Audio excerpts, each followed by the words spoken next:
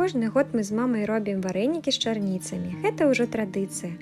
У канцы чэрвеня, пачатку ліпеня аб'ядацца хатнімі варэнікамі. Паказваю наш любімы рэцэпт на кіпені. У муку дадаем адразу соль, цукар, яйка і алей. Трошкі перамешваем, далей асцярожна уліваем кіпень.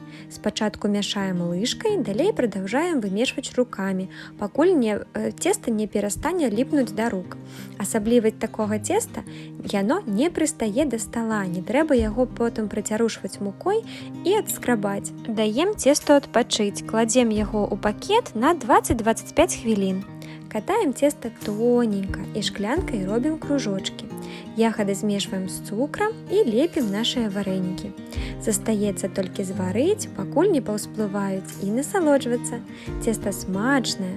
Гатуйце, калі ласка. Хай варэнікі з ягадамі таксама будуць вашай летняй традыцыяй. А рэцэпт